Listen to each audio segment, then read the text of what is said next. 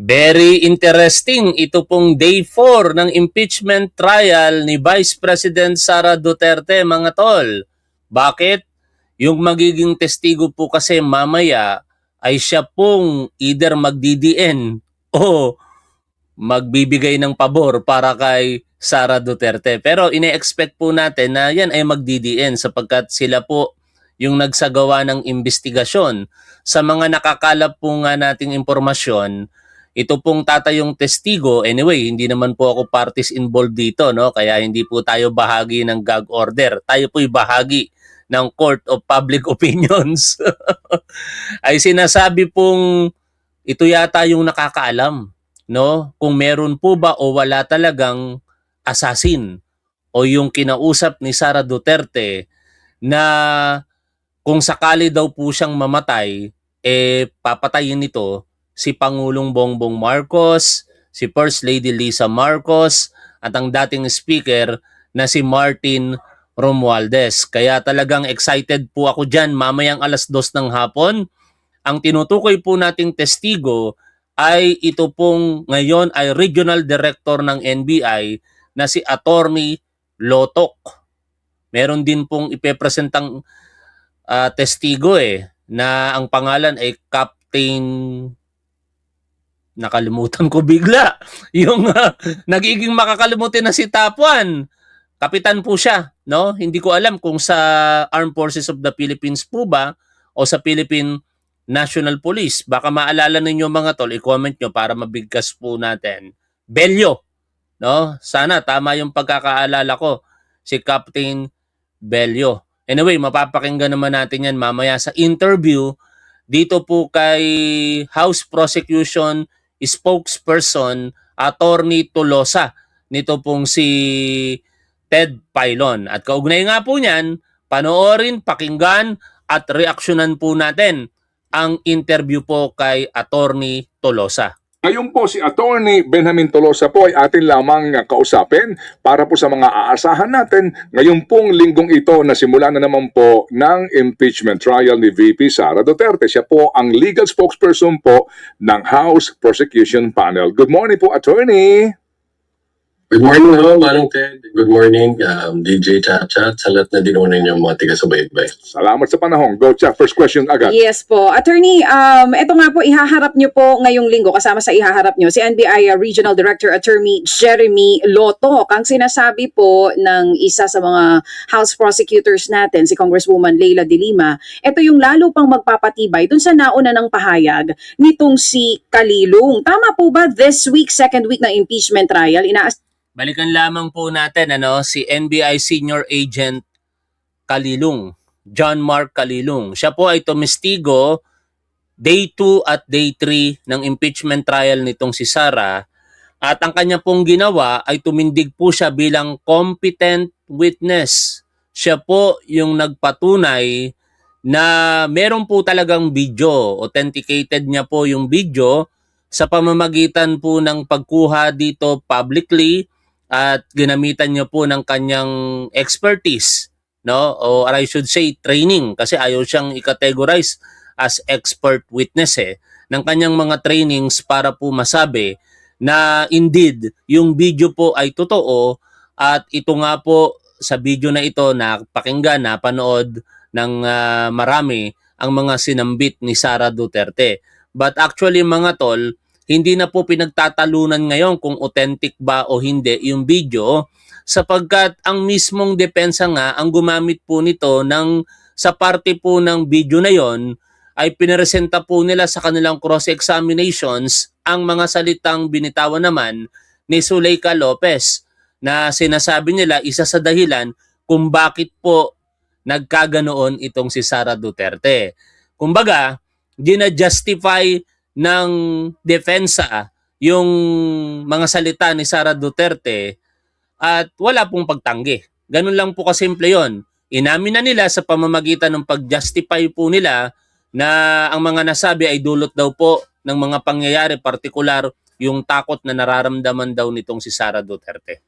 Anyway, tuloy po tayo sa pakikinig po dito kay Attorney Tolosa.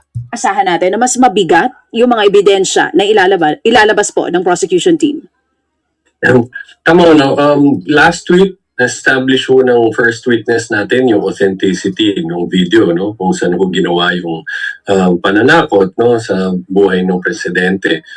Maalala natin, bukod ho sa mismo naging testimony ng witness, si NBI Agent Kalilong, no? Na sinabi pa na the threat is absolute, mismo yung ebidensya ho, inamin din na basically yung authenticity ho nung video, no? So nung una, they were trying to attack it dun sa mga questions nila by asking questions about its authenticity, the competence of the witness, pero kalaunan, ginamit din ho nila yung video na yan, no? At if I can point out, Oy, may tatanga-tanga na naman tayong Duterte supporter na manonood. Salamat sa katangahan ninyo. Baka pwede pang magdala ka pa ng maraming tangang DDS dito. Para kahit paano, maya-maya, umabot naman ng 2,000 ang nanonood kay Top 1. Nasa 1,600 pa lamang kasi.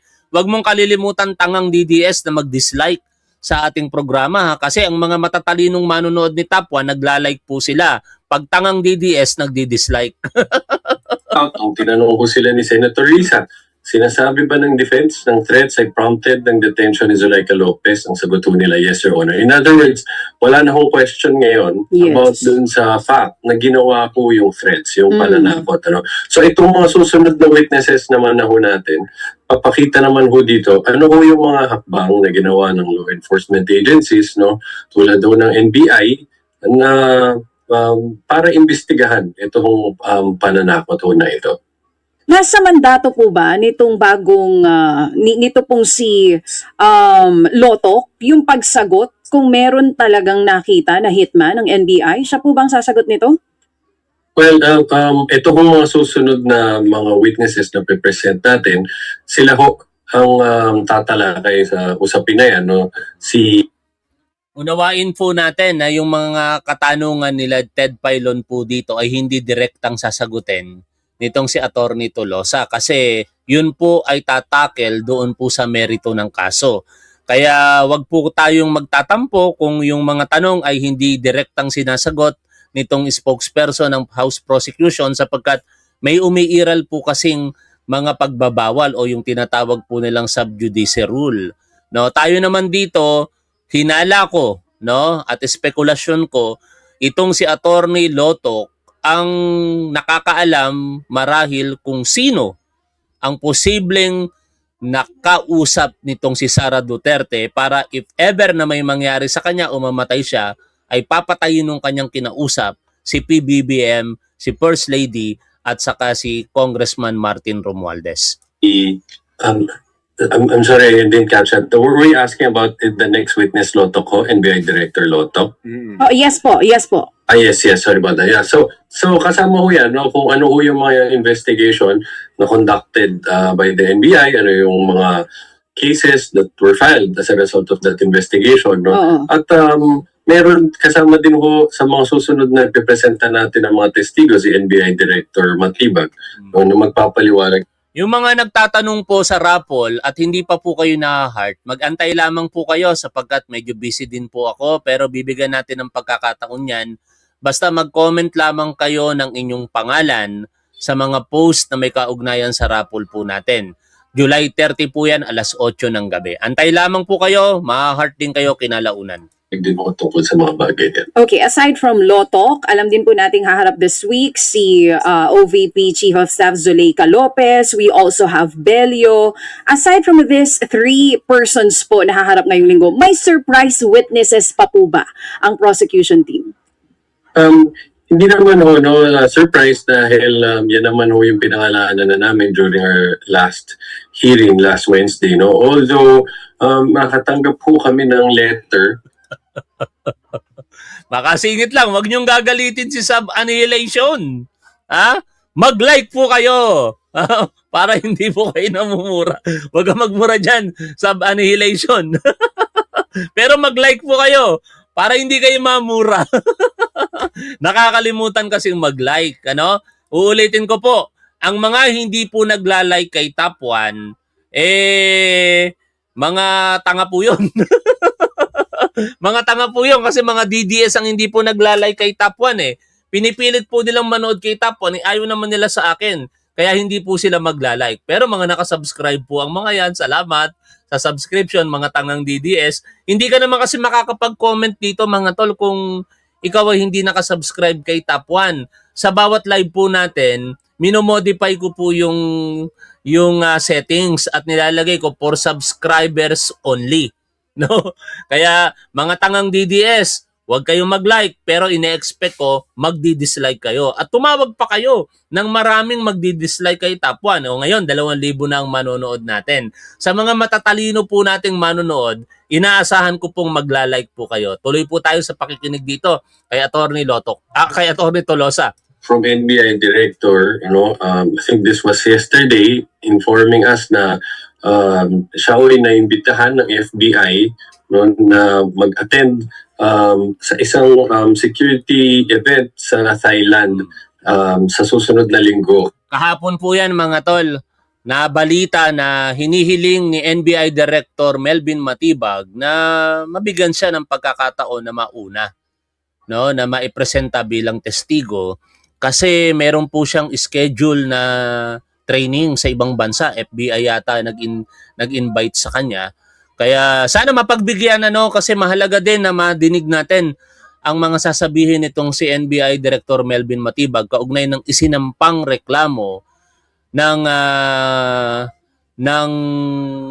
NBI sa Department of Justice. Pero yung panahon na yon, actually ang director dati ay si Jaime Santiago pa at kaugnay nga nagpahayag din si former NBI Director Santiago na willing po siyang tumestigo humarap sa impeachment court kung ipapatawag po ng impeachment court.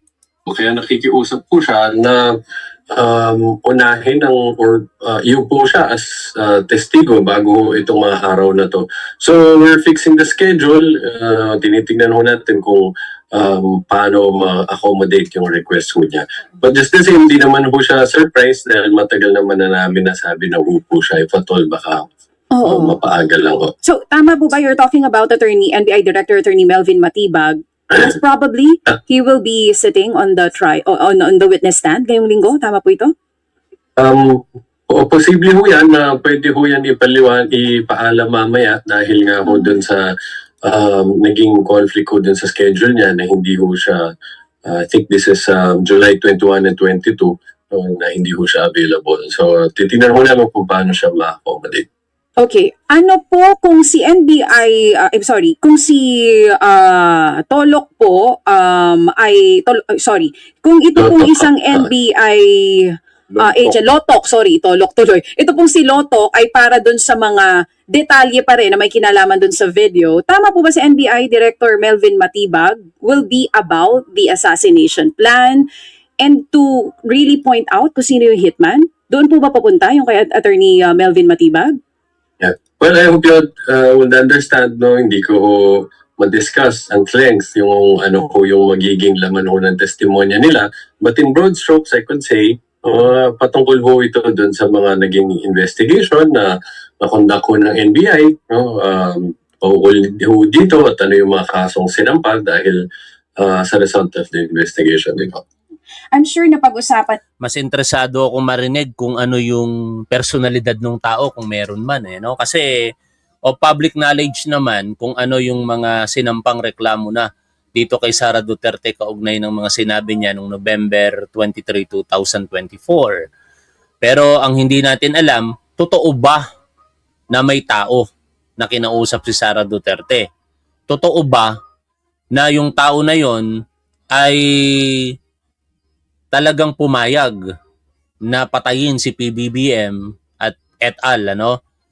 At kung malalaman natin yung maganda. Pero tandaan po natin na dito sa pagkakataong ito, kahit hindi ma-established ayon po sa paliwanag ni Attorney Kapunan, Lorna Kapunan, sa interview naman sa kanya nito pong si Karen Davila kanina lamang, sapat na yung mga sinabi ni Sara Duterte para magkaroon ng impeachable offense or betrayal of public trust laban kay Sara Duterte.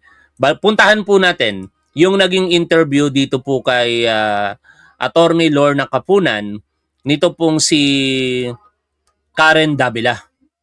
No? Yan. Impeachable. Pakinggan po natin to. All right, joining us this morning is Attorney Lorna Kapunan, one of the private counsels for the House prosecutors. Thank you for joining us today, Attorney Lorna. Good morning, Karen. Good morning to you and to your many, many listeners and viewers. All right, pwede po tayo mag-Filipino, mag-Taglish po kung gusto niyo, no, para mas Dito ako natawa kanina habang naliligo ko, nakikinig ako sa interview eh. Sabi ni Karen Davila, pwede po tayong magtagalog para mas maunawaan po ng mga manonood. Pero tingnan niyo ang susunod na pangyayari dito mga tol. malawak ang makakapanood po sa atin. So unang-una, Yan. noong nakaraang linggo, it was an NBI officer, and today it is the NBI Regional Director, Attorney Jeremy Loto. What will be the difference of the testimony? The first one was to authenticate that the video was real, which some people felt that took way too long for somebody who would just authenticate, totoo ang video na yan. What would be the role of Attorney Loto? Nakuha ninyo mga tol. Sana wag magiging makalimutin si Karen Davila. Kasi siya naman ang nagsabi na magtagalog na lamang sila or magtaglish. Kaso lang yung tanong niya, purong English. Okay, natawa ko. Pero salamat naman at na-maintain ni Attorney Lorna Kapunan yung request na magtagalog. Sa totoo lang mga tol, ina-appreciate kasi ng maraming Pilipino ang salitang Tagalog kaysa sa wikang English. Nung unang witness natin, si Agent Kalulong, ang testimony niya is to authenticate yung ebidensya at kanya mahaba ang testimonya niya. Kagaya ng sinabi ni Chairman Jinky sa programa mo rin dito, Karen, electronic evidence yan. And number two, not only was it electronic evidence, he had to prove, and this was brought out by Kadidinig lang naman, tatanga-tangang DDS, wag na kayong maging trying hard na mag-Ingles. Kasi nagsusumikap kayong mag-Ingles, grammatically incorrect naman, di ba? Ano yon? English Carabao lang. Magtagalog ka na lamang para mas maunawaan ng tao. Ngayon, kung sinasabi mo to sustain my financial needs, tama ba yung to support my financial needs? Salamat. Tanga ka kasi nandyan ka. Dahil sa'yo, kumikita ako. Di ba? Alam nyo naman na this is my bread and butter. Full-time job ko po itong pagiging vlogger. Ngayon, kung kayo mga tatanga-tangang DDS, dapat naiisip ninyo yon. Para hindi ako kumita, huwag kayong manood sa akin. Pero may raffle tayo sa July 30, 20,000 pesos ang ipamimigay ni Top 1. Bawal sumali ang tatanga-tangang DDS doon. Ang kapal naman ng mga pagmumukha ninyo kung sasali pa kayo. Tama na lamang na nandito kayo nanonood at pairalin nyo katangahan ninyo. Senator Panfilo Lacson, the provenance, yung origin. Provenance meaning origin. Saan galing to? Baka dinownload mo lang to, baka artificial intelligence lang to. So it was good that these questions were asked by the senator judges, like Senator Vicente Soto said, how are you? Nawala ako sa pinapakinggan ko. Natawa na naman ako sa Dumadami yung mga tatanga-tangang DDS, oh. Pwede ba magtawag pa kayo? Kasi 3,000 pa lamang ang nanonood sa akin, eh. Kanina, may una akong napansin na tatanga-tangang DDS, 1,600 pa lamang. Nagtawag siguro yung tatanga-tangang DDS. Kaya umabot tayo ng 3,000 ngayon. Baka naman, pwede nyo pang dagdagan para umabot naman tayo ng 4,000, mga tanga. Pero ang mga manonood ni Top 1 mag-isip, matatalino ang mga manonood ni Top 1. Hindi yan basta-basta naniniwala kay Top 1. Kapag ka itong ang mga manonood na matatalino ni Top 1, may mga pagkakamali akong nasasabi dito, kinokorek nila ako kasi matalino sila. Hindi katulad ng mga tatanga-tangang DDS, nasunod lang ng sunod. Ay, totoo, sinabi ni Sara Duterte, sinabi ng vlogger na ito, sige, paniwalaan na natin nang hindi nag-iisip. Ganyang katanga ang mga DDS. Pero ang mga manonood ni Top 1 dito, nakikinig sila. Sabi ko nga sa kanila, huwag kayong basta-basta maniniwala sa mga vlogger. Manood kayo sa mainstream media, tapos mag-interpret nyo kayo, i-interpret nyo mismo sa inyong mga sarili ang mga balita. Kung hindi nyo nauunawaan, manood kayo ng mga content creator na hindi nanlilinlang, hindi nanloloko. pagtugma-tugmain ang mga sinasabi at magkaroon kayo ng sariling konklusyon. Huwag kayong parang walang isip, no? Ganon ang mga manonood ni Top 1 dito. Pero kayong mga tatanga-tangang DDS, tanga nga eh. Wala tayong magagawa doon. O patuloy po natin pakinggan si Attorney Lorna Kapunan dito. Ang pinapaliwanag kasi ni Attorney Lorna Kapunan dito in particular mga tol, na establish ni John Mark Calilong yung kinakailangang ebidensya at yun nga ang patotohanan na may existence talaga ng video kung saan nagsabi itong si Sara Duterte ng mga pagbabanta. And pinapaliwanag niya rin na hindi kinakailangan i-establish pa ang criminal intent sapagkat ito po ay isang impeachment trial, hindi po ito criminal trial. Ano? Na dapat ma-establish mo ang criminal intent depende doon sa kaso o paglabag sa batas. Tuloy po tayo sa pakikinig kay Attorney Lorna Kapunan. O mga tatanga-tangang DDS, sana naman habang nakikinig po kayo kay Top 1, ipasok nyo dito at ilabas nyo dito. Kasi pagka hindi nyo nilabas sa kabila, mapipikon kayo. Sasama ang loob nyo kay Top 1. Tawagin ba naman kayong mga tanga tapos nood pa kayo ng nood dito? To assure that this is not artificial intelligence. Yun naman ay nasagot ng ating witness, no? At there was an attempt to question his credentials. Para maintindihan ng mga nakikinig, iba po, tama yung sinabi ni Senator Alan Peter na iba ang expert witness at iba rin ang competent witness. Yung witness po natin fully qualified. 2 pages, 3 pages, 4 pages, at 3 beses tinanong sa investigation, sa impeachment trial, sino ka ba?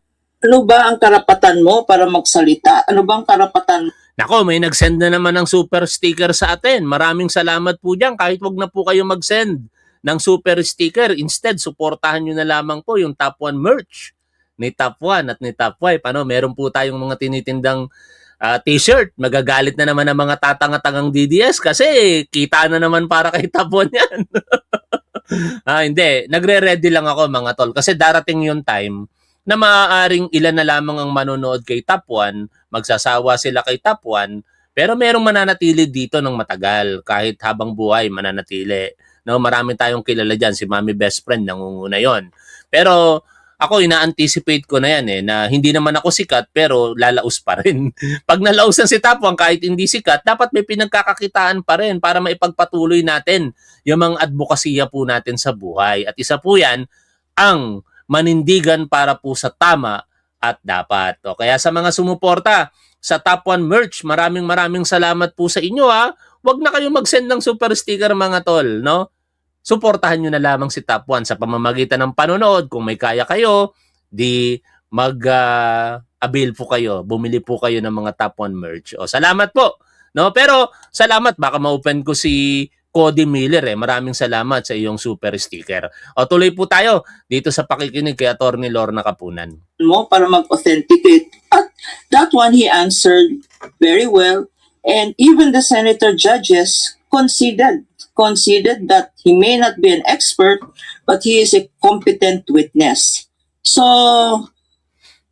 yung issue na yan, May nag-send na naman na super sticker. Tigas talaga ng ulo nitong si Sub Annihilation. Kanina, minura yung mga ayaw mag-like. Pero, salamat sa katigasan ng ulo mo, Sub Annihilation ha. Bawat super sticker, blessing yan. Lalong magagalit ang mga DDS niyan, mga tol. Wag na kayo mag-send ng super sticker. Sasabihin na naman ng mga DDS niyan o yun na naman, meron pang sumunod ulit. Nak ng teteng, ang titigas ng ulo nyo ha. O salamat sa inyo, matitigas ang ulo. O sina Cody Miller, salamat, ang tigas ng ulo nyo. Kay Sub Annihilation, salamat. Kay Juanito Velasco, maraming salamat.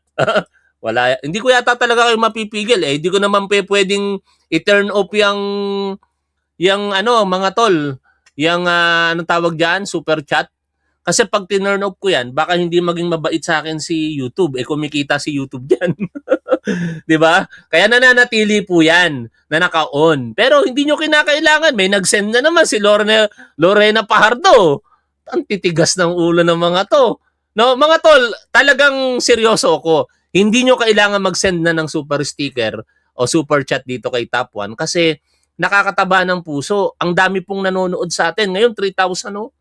Nagugulat talaga ako. Simula po nung Mayo, hindi na po bumababa sa 1,000 ang mga manonood ni Top 1. Kaya sapat na po yan. No? Pero syempre, dahil sa mga blessing na yan, bawat buwan, sana masustain natin. Sinimulan natin ngayong July yan. No? Sana makapagbahagi tayo bawat buwan ng 10,000 piso. Nagpapaaral nga ako, nagpapa-scholar nga ako, di ba? Ang ginastos ko sa scholarship ng mga nangangarap maging criminologist, more or less 350,000 pesos for almost 3 years. No? Sabi ko, ayoko nang magpa-scholar. Makapagkwento lamang muna mga tol, ha? Kasi may DDS ako nabigyan. Hindi ko matanggap. Tatanga-tangang DDS nabigyan ko ng scholarship. And worse, hindi pa pumasa. Nak ng teteng na yan. Di ba?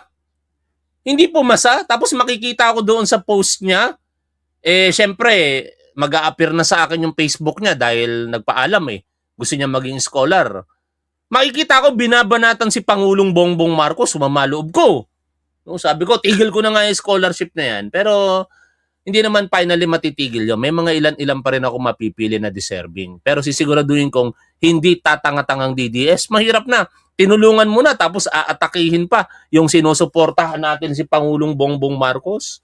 Hindi nag-iisip din yung tao no? O, tuloy po tayo, balik po tayo dito sa pakikinig kay Atty. Tolosa na. No? Balikan na natin si Atty. Tolosa.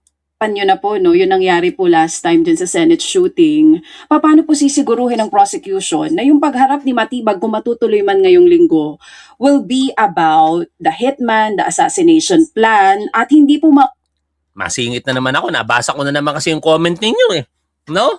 Sabi niya, Top 1, lagi mong isigaw ang mga tatanga-tangang DDS kaya malakas ang views mo. Ganun ba yun? Dati kasi ang tawag ko sa kanila, DD shit No? Alam niyo yung salitang DD shit, ako nagpauso niyan. Hindi sa pagmamayabang sa inyo. Tinawag ko silang DD shit. Tapos may nagpauso rin, DD list. Pero ako DD shit talaga. Napansin ko, lagi akong tinatawag ng mga tatanga-tangang DDS na ito na tanga. Sabi ko, di ibalik ko sa kanila. Kaya from then on, sabi ko, hindi ko na tatawaging DD shit ang mga ito. Simula noon, tatawagin ko na silang mga tatanga-tangang DDS o tatanga-tangang Duterte supporter. Kaso lang, mukhang gusto pa nila. Dahil maya't maya bumabalik sila sa akin. Di ba? Nagsasubscribe pa. Ganyang katanga itong mga DDS. mauuwi doon sa nangyari dyan sa Senate shooting. Baka po yung iba nating senator judges maging personal yung kanila. Oy, negosyo to. Nabasa ko na naman. Di tuloy tayo makapag-topic O may nagtatanong, kung o-order po, kailan po ang deliver? May shipping po ba? Ang umorder po ng t-shirt ni Top 1 ay isi-ship po namin July 31. Kami po ni Top Wife ang mag-ship niyan. Pero ang shipping fee po, shoulder po ninyo. No? Makipag-ugnayan lamang po kayo sa Top 1 merch Facebook page. No? At sasagutin po kayo doon either po ni Top Wife o ni Top 1. Maraming salamat sa inyong suporta. Oh, meron na naman! Meron na naman ang tigas ng ulo talaga. Si Ay Morena naman itong nag-send ng super sticker. Mga tol, ang titigas ng ulo talaga ninyo. Hindi na ako nakapag-topic dito. No? Send kasi kayo ng send ng super sticker. Hindi na tayo nakapakinig at hindi na ako nakapag-react. Pero pumapalakpak tayo ako dyan. Hindi, nangaasar lang ako sa mga DDS. Mga tol, maraming salamat sa inyo. Ay Morena, sa lahat ng mga manonood natin, mga tol, maraming salamat. Kasi kaya ko iniiwasan sanang may mag-super chat dito sa programa natin. Baka magtampo yung mga hindi ko nababasa pangalan. Sasabihin, mapagkamalan pa akong banat bayang datingan. Di ba? Sabi kasi, dito kay banat bay ng mga manonood, ewan ko kung totoo yun mga tol, nakikita ko lang sa comment hindi daw binabasa ni banat bay yung mga manonood niya kapag ka hindi daw po nagsesend ng pangkape. Ewan ko kung totoo yun. Totoo ba yun? No, dito sa programa natin hindi. Nakikita ko nga yung mga komento ninyo No? Pero salamat po sa mga blessings. Wag na kayo mag-send ng super sticker. Tuloy po tayo sa pakikinig po dito. Mga tanong. Unang-una under the rules, dapat ang mga magiging testimony ng witness ay material and relevant to the case. So kung labas po yan dun sa kaso, hindi ho dapat pag-usapan. No? Wala na, di na tayo nakapag-topic. No? Pero sabi ni Attorney Tolosa, pagtungkol sa merito ng kaso, hindi dapat pag-usapan. Sub judice yon or gag order under Rule 18 ng Impeachment Court. At dahil doon na-caution si Attorney Tonggol ni Senator Lacson kasi parang pakiramdam ni Senator Lacson pinagsasabihan siya ng spokesperson, Senator Judges sila.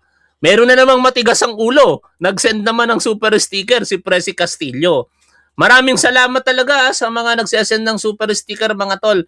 Honestly, wag na kayo mag-send ng super sticker. Hindi ko kayo china-challenge mga tol. No? Hindi ko kayo china-challenge. Ang sinasabi ko lamang dito, sapat na yung panonood po ninyo kay Top 1. Sana manatili kayong nanonood kay Top 1 hanggat may natututunan kayo. Talagang sapat na po yun. Maraming salamat, ganun pa man sa lahat ng mga nag-send ng super sticker. Kanina nga si Makmak nalagpasan ko lang yung tanong pero natandaan ko. Ewan ko kung mali yung pagkakatanda ko, Makmak nagtatanong ka kung pwede bang i-open ang BIR box. Pwede naman. No? Kung gugustuhin po ng impeachment court.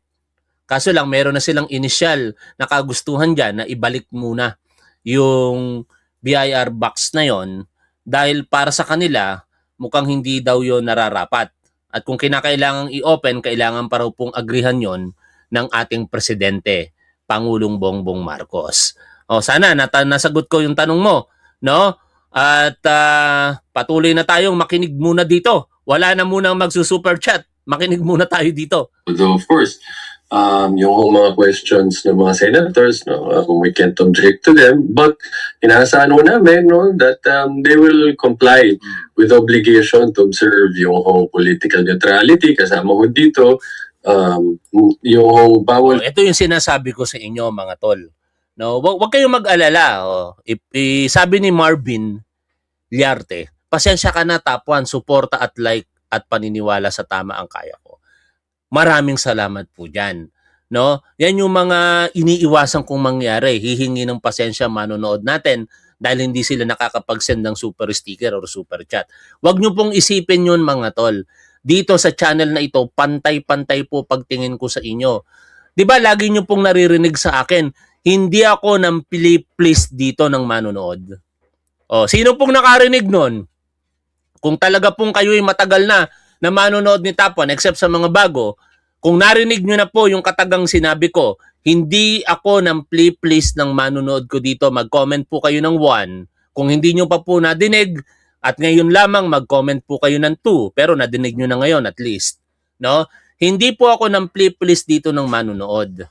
No? Kasi pinaninindigan ko po kung ano ang tama at dapat, doon po ako. Marami na pong mga manonood dito ang na-offend sa akin dahil kinotion ko sila kahit alam kong regular silang nanonood sa akin. Kasi sa paningin ko, hindi applicable sa prinsipyo ko yung sinasabi nila After all, nasa demokrasya tayo. Yung iba, nagtatampo, hindi na bumabalik, pero yung iba, katulad ni Wonder Woman, makailang beses kami nagtalo niyan sa comment section, bumabalik pa rin, nanonood pa rin. Ewan ko kung nandito siya ngayon. Pero parang nakita ko yung Scorpio kanina. Di ba? Kaya sa punto ng pagsesend ng super sticker o hindi, huwag kayong mag-alala mga tol. Pare-parehas ang pagtingin ko sa inyo. Hanggang nanonood kayo kay Top 1, mananatili si Top 1 sa ere. Pero advance din ako mag-isip. Kaya nga naman isisingit ko na naman yung negosyo. Baka kasi kaunti na lamang ang manood kay Top 1, ibig sabihin mahirap i-sustain, dapat may negosyo na mag-lift sa'yo para maipagpatuloy mo yung ginagawa mo dito sa harapan ng publiko. Maraming salamat. Pero, syempre, medyo humahaba na yung usapan natin. I-summarize ko na lamang ang interview po na ito kay Attorney Tolosa. Ipinaliliwanag po dito ni Attorney Tolosa ang mga mangyayari sa day 4 ng impeachment trial, mamaya po yon at sa mga susunod pa. Sila yung magpepresenta ng mga testigo, pabor para sa prosekusyon, at posibleng magpresenta po sila ng testigo mula po sa kampo ni Sara Duterte. At ang tawag po nila doon at kailangan po nilang i-categorize as hostile witness para maialaw po yung mga leading questions. Kasi pagka ordinary witness, bawal ang leading question. Dapat ipa-elaborate mo doon sa witness kung ano yung mga nalalaman niya. Hindi pa pwedeng yung abogado ang magsasabi ng during cross-examination pagka ordinary witness na halimbawa, noong February 23, 2024, sinabi ni Sara Duterte ang pagbabanta sa buhay ni PBBM. Tama po ba? Mali po yun. Kasi ini-inject mo sa kanya yung kaalaman. Pagka sa hostile witness, applicable yun sa sagot na yes or no. No? At usually, ginagawa kasi yon during cross-examination. Anyway, hanggang dito na lamang muna mga tol. Maraming salamat po sa inyong lahat. Sumali po kayo sa ating raffle. Ito po yon. Malaking halaga po ang ipamamahagi natin. Para sa akin, malaking halaga na po yan. Ang total po na ipamamahagi po natin sa ating mga manonood sa July 30, 2026, alas 8 ng gabi, ay 20,000 pesos. 500 pesos each ang mananalo. At syempre, may raffles din po tayo sa mga hindi po kayang bumili ng Top 1 merch. May mga nag-donate. Hindi ko na po babanggitin ang pangalan ng isa. Pero kanina may nag-super sticker. Kaya yung donation na yon, at least 10 na sa donasyon pa lamang na Top 1 t-shirt. Meron pa akong 10 din na ipapagawa. Total of 20 t-shirts ang ipaparapol po natin every now and then sa ating programa. At hopefully manalo po kayo. Uulitin ko, kung hindi nyo po kayang bumili, wag po kayong bibili. Unahin nyo po ang inyong pamilya. No, mas mahalaga po ang pamilya kaysa kanino man. Tandaan po natin yan. Pamilya muna before ang iba. No? At maraming salamat sa inyong lahat mga tol. Hanggang dito na lamang. Lagi po nating tandaan kung ano ang tama at dapat doon po tayo. Keep safe. See you always. Bye for now mga tol.